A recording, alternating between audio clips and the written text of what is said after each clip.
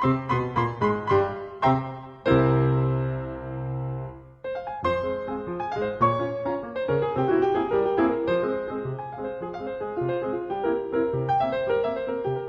aí, pessoal, bem-vindos ao canal Jonas Schoff, Psicologia, Psicanálise e Filosofia. Hoje vamos falar sobre um tema que eu tenho encontrado bastante na clínica e que eu acho que vale a pena passar para vocês, né? Discutir um pouco e trazer algumas reflexões sobre o assunto. Estou falando sobre as pessoas que vivem com um segredo. Mas qual é a diferença, né, para esse tema, né? Porque afinal de contas todos temos nossos segredos, né? Mas eu estou falando de casos em que as pessoas têm um segredo, o segredo, né? E a vida delas gira em torno desse segredo.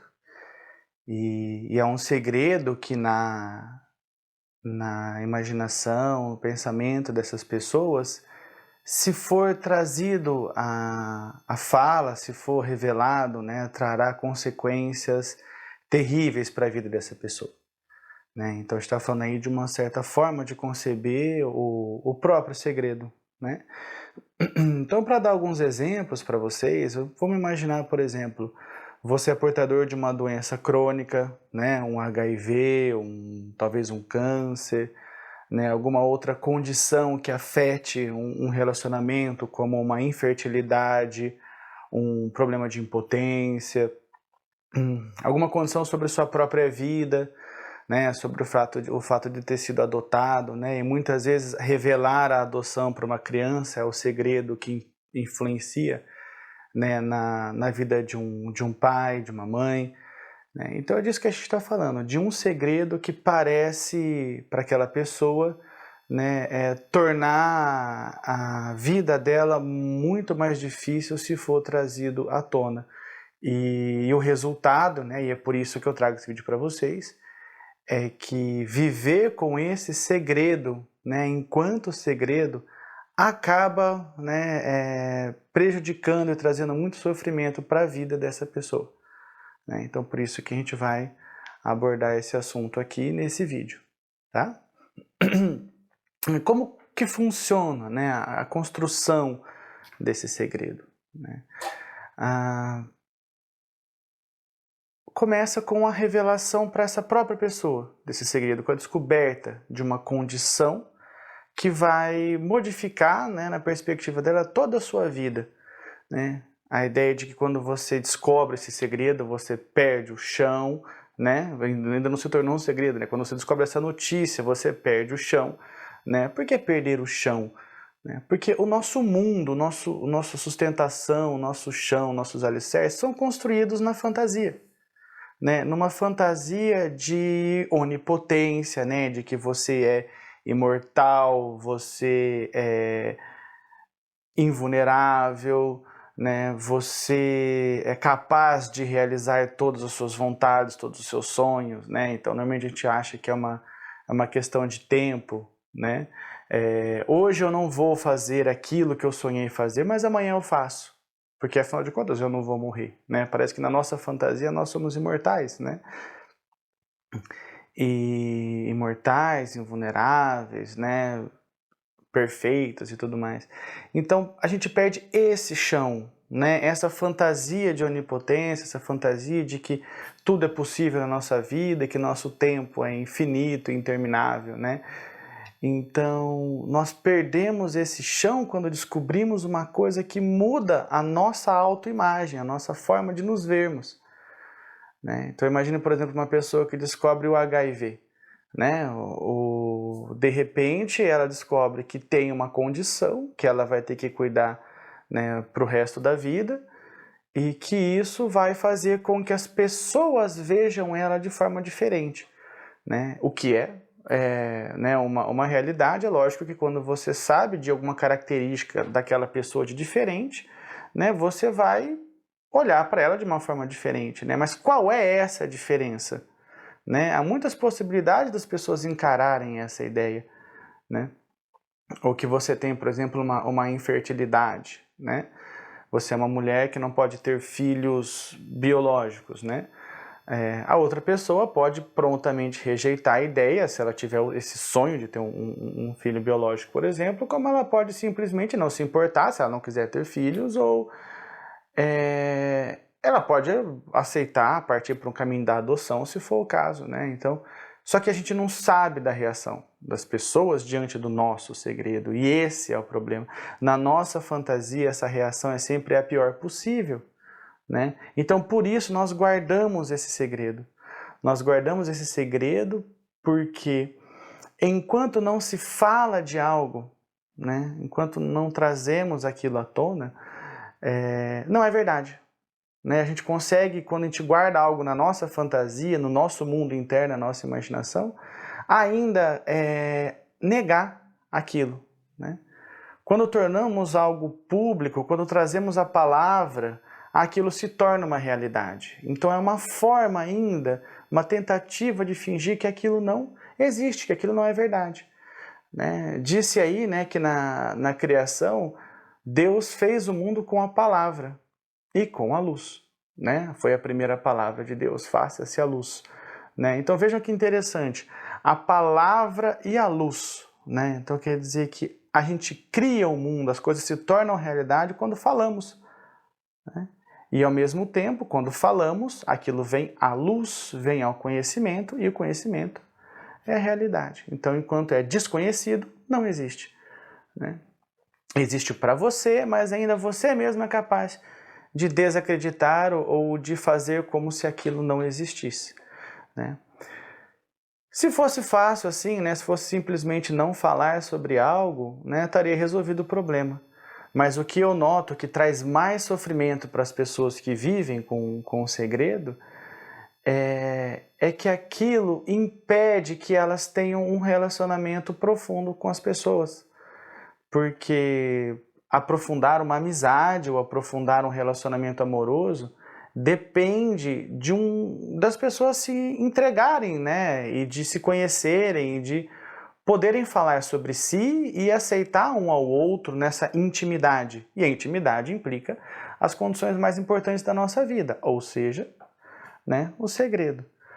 Então, o que eu vejo as pessoas fazerem, pensando em termos de projetos, né, não iniciam projetos, né, como se visualizassem, por exemplo, no caso de doenças crônicas, né, a morte lá na frente. Se eu vou morrer, então não vale a pena viver. Se eu vou morrer, não vale a pena viver.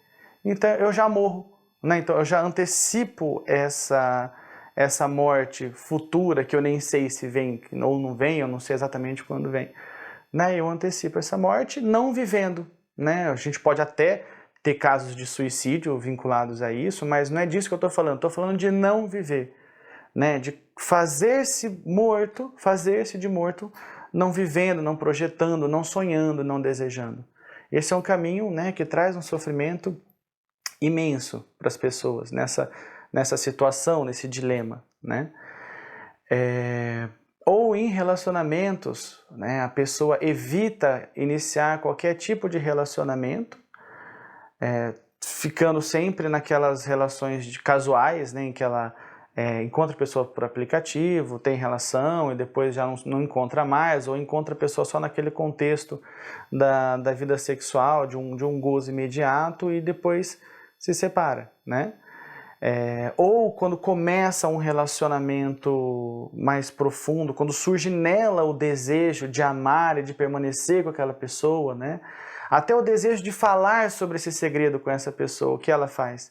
Ela inventa uma traição ou qualquer outro motivo, começa a ressaltar os defeitos da pessoa, ou seja, dá um jeito de boicotar aquele relacionamento, dá um jeito de terminar, né? Dá um jeito de terminar para que não chegue ao ponto em que essa vontade de falar sobre esse segredo se torne uma realidade. Né? Então, o resultado é que você vai, né, cortando coisas da sua possibilidade de vida, né, prazeres, sonhos, projetos, e muitas vezes, né, o que torna as coisas muito mais difíceis, né, quando você tenta levar uma relação sem falar sobre o segredo. Né? E aí o que acontece é que aquilo vai se tornando cada vez mais difícil de revelar, você vai virando uma bola de neve. né? Porque daí, além do medo que você tem da rejeição, o medo que você tem daquela pessoa revelar o segredo para outras pessoas que não para as pessoas que você quer que saibam, né? Você vai ter o medo também da reação da pessoa por você não ter contado sobre aquilo antes, né? Especialmente se aquela condição envolve ela de alguma forma, né? Como por exemplo a questão da infertilidade ou a questão de um HIV, né? A gente sabe que hoje uma pessoa que faz o tratamento certinho não transmite o vírus mais, né? Mas a outra pessoa não sabe disso, né? Então a reação imediata dela pode ser uma reação extrema, né? E o medo disso vai se tornando cada vez maior até chegar a um ponto que a relação fica mesmo insustentável, né? E aí o término é quase inevitável, né? Acompanhei uma série de histórias assim. Então, por quê, né? O que acontece, né? Qual é o mecanismo, né, que faz disso um problema tão grande, né? Primeiro, uma realidade. De fato, existe preconceito, de fato a pessoa pode mesmo ser rejeitada, né? Mas por que não dar oportunidade para as pessoas que não têm preconceito ou para pessoas que não a rejeitariam, né? Porque há nesse imbróglio do segredo uma autorrecriminação, um sentimento de culpa e um autocastigo, né? Então a pessoa, vamos pro lado do HIV e da infertilidade, né, por exemplo. No caso do HIV, a culpa por ter adquirido a doença, né, numa aventura sexual ou mesmo num relacionamento em que você confiou na pessoa que te transmitiu o vírus, né, aquela sensação de ter feito algo errado, né, faz com que você se veja como uma pessoa condenável. E a sua condenação é não viver, é uma prisão, né? E faz com que você alivie essa culpa, e a gente faz isso, a gente alivia o nosso sentimento de culpa nos castigando, cortando coisas da nossa vida, como você tira o brinquedo de uma criança, por exemplo, para nos castigar. Então você tira uma pessoa que você ama, de você mesmo. E assim, por um breve momento, né, você tem um alívio, por incrível que pareça, daquele sentimento de culpa. Né? A questão da infertilidade. Né? Muitas pessoas, por exemplo, têm até nem uma realidade, né? Mas uma fantasia de uma infertilidade decorrente de um aborto que a pessoa realizou no passado, por exemplo.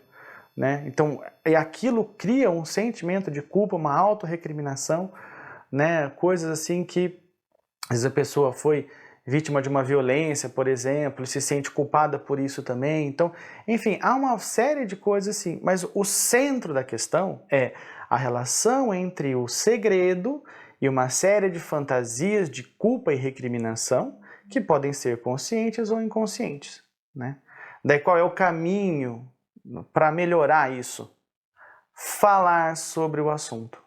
Não estou dizendo que você deva sair contando para todo mundo, ou que você deva abrir, né, um site ou um canal do YouTube e abrir para muita gente que faz isso, né, e se deu muito bem, né, mas é uma fantasia que às vezes até aparece nas pessoas que têm um segredo, né, de abrir isso para o mundo de uma vez e enfrentar, né, as consequências assim da forma que vier, né.